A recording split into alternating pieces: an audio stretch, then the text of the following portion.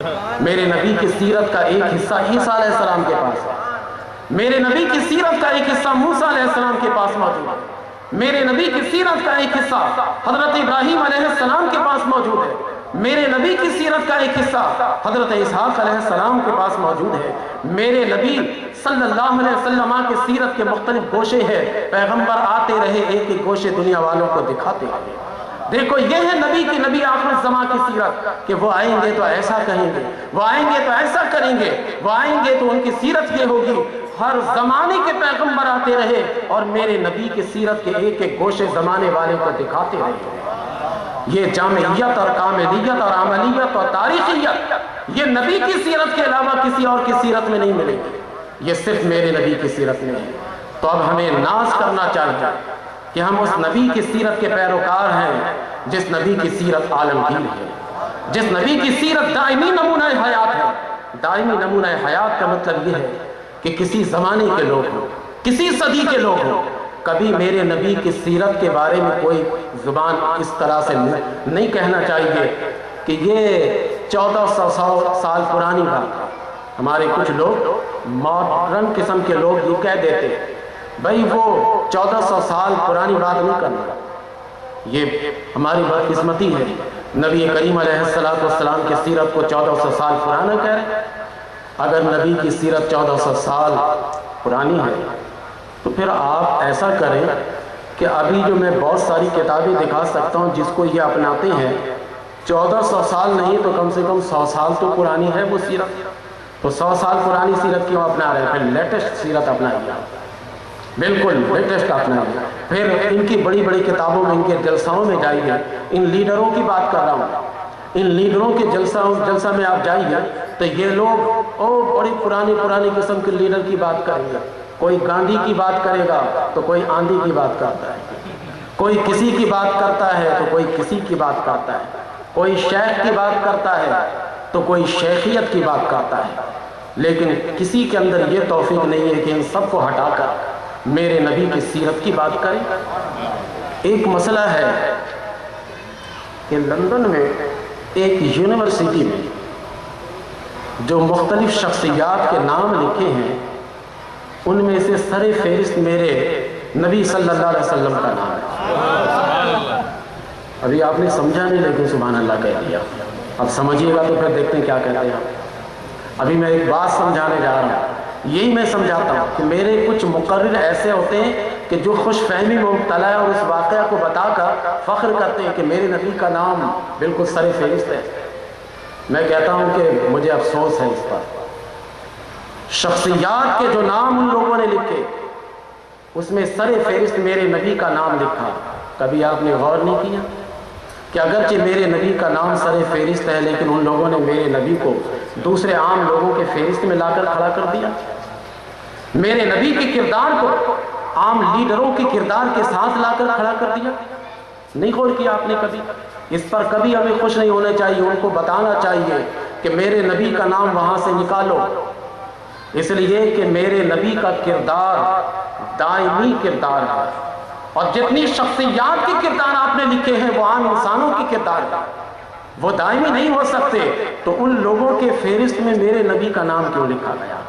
میرا نبی، ان کا نام تو ملائے اعلیٰ پر فہرست میں لکھا ہوا ہے، تو ہمارے نبی کا نام اگر لکھا جانا تھا تو شخصیات میں نہیں انبیاء میں لکھا جانا چاہیے تھا۔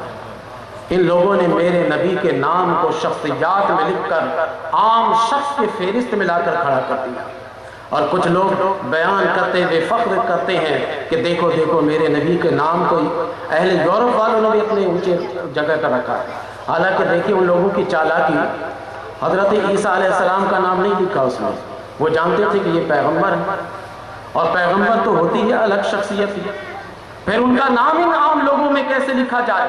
لیکن میرے نبی کو یہ جو ہے نبی نہ کل مانا تھا ان لوگوں نے نہ آج مانا ہے، اس وجہ سے عام لوگوں کے کردار کی فہرست میں ان کو لکھ دیا۔ میں نے شروع میں یہی کہا تھا کہ سیرت عالمگیر ہونے کے لیے ضروری ہے کہ وہ سیرت افسانوی کردار نہ ہو، وہ سیرت محض قصے اور کہانی نہ ہو، بلکہ اس کی ایک حقیقت ہو، اور وہ حقیقت کی تاریخ ہو، اور وہ تاریخ کی سند ہمارے پاس موجود ہو۔ تو اب آپ یہ بتائیے کہ جب میں نے یہ جملہ کہا تھا تو آپ نے بڑے زور سے سبحان اللہ کہا تھا، اب سوچنا چاہیے تھا کہ اس جگہ اس فہرست سے ہمارے نبی کے نام کو نکالا جانا چاہیے تھا۔ اگرچہ اوپر نام لکھا ہے لیکن نیچے جو نام لکھا ہے تو کس کا لکھا ہے؟ پیغمبروں کا نام لکھا رہتا نا تو مجھے بڑی خوشی ہوتی۔ اس نام کے بعد حضرت عیسیٰ علیہ السلام کا نام لکھا رہتا تو ہم سمجھتے ہیں کہ واقعی عیسائیوں نے کسی اور نقطۂ نظر سے لکھا، لیکن میرے نبی کے نام کے بعد کسی پیغمبر کا نام نہیں ہے بلکہ عام لوگوں کا نام ہے۔ تو کیا میرے رسول صلی اللہ علیہ وسلم کی سیرت عام سیرت کی طرح ہے؟ یہ المیہ ہے، اور جو لوگ میرے رسول کی سیرت کو عام سیرت کی طرح سمجھتے ہیں وہ اپنے جلسے میں فخر سے اس واقعہ کو بیان کرتے ہیں۔ مجھے پتہ لگا، میں نے سنا تھا، مجھے افسوس ہوا تھا۔ تو یہ اپنے نبی صلی اللہ علیہ وسلم کی سیرت طیبہ کے جو پہلو ہیں اور اعلیٰ پہلو ہیں اس پر میں نے اختصار کے ساتھ جو روشنی ڈالی وہ بات سمجھ میں آ گئی آپ کو؟ لقد کان لکم فی رسول اللہ اسوۃ حسنہ، اے لوگو تحقیق رسول اللہ صلی اللہ علیہ وسلم کی سیرت طیبہ تمہارے لیے بہترین نمونہ حیات ہے۔ لمن کان یرجو اللہ والیوم الآخر وذکر اللہ کثیرا، اس کے لیے جو اللہ تبارک و تعالی کی ملاقات پر امید رکھتا ہو اور قیامت کے دن پر یقین رکھتا ہو، وذکر اللہ کثیرا، اور کثرت سے اللہ کا ذکر کرتا ہو۔ بس میں اتنی بات پر اپنی گفتگو ختم کرتا ہوں، صرف یہ ذہن لے کر جائیے کہ ہم نے بھی رسول کی سیرت بیان کی ہے، نبی کی سیرت بیان کی ہے، ان کے اسٹیج پر بھی رسول اور نبی کی سیرت بیان کی جاتی ہے۔ ذرا فرق آپ خود ملاحظہ کیجیے کہ ہم جب سیرت بھی بیان کرنے پر آتے ہیں تو نبی کریم صلی اللہ علیہ وسلم کی سیرت کس زاویے سے بیان کرتے ہیں، اور نبی کریم علیہ السلام کی عظمت بھی بیان کرنے کے لیے آتے ہیں تو سرکار کی عظمت بھی کسی شاندار انداز میں بیان کرتے ہیں۔ آپ کو اگر موقع ملے تو آئندہ ہفتے کی تقریر میں آئیے۔ آئندہ ہفتے کی تقریر کا عنوان بھی میں نے یہی رکھا کہ صاحب قرآن، قرآن کی نظر میں تعریف کروں تو آپ کہیے گا اشرفی صاحب غلو کر رہے ہیں، غلو کے غین کو بھی ادا نہیں کرتے، غلو کر رہے ہیں یہ کہتے ہیں۔ تھوڑی سے اور آگے بگڑ جائے تو کہیں گے اشرفی صاحب غلو کاری کر رہے ہیں، غلو کو بگاڑتے چلے جائیں گے۔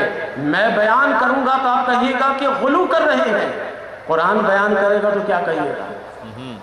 تو ذرا سا آئیے آئندہ ہفتے کو آ کر اس تقریر کو بھی آپ سنیے کہ قرآن میرے رسول صلی اللہ علیہ وسلم کی عظمت اور شان کس شاندار انداز میں بیان کرتا ہے۔ آنکھیں کھلیں گی کہ ہم تو اس کا 10واں حصہ بھی بیان نہیں کر پاتے، پھر بھی ہم پر شرک کا فتویٰ لگ جاتا ہے، پھر بھی بدعت کا فتویٰ لگ جاتا ہے، کیا کیا فتوے لگ جاتے ہیں۔ لیکن ذرا قرآن سے رسول کریم صلی اللہ علیہ وسلم کی عظمت سنیے۔ بس اتنی باتوں پر میں اکتفا کرتا ہوں، اور میں یہ سمجھتا ہوں کہ جو میں اس عنوان پر چیدہ باتیں بتانا چاہتا تھا میں وہ بتا دوں، اور رسول کریم صلی اللہ علیہ وسلم کی سیرت طیبہ کا وہ پہلو جس کے ذریعے سے آپ کی عالمگیریت ثابت ہو اور آپ کی سیرت طیبہ کا دائمی نمونہ حیات ہونا ثابت ہو گیا نا۔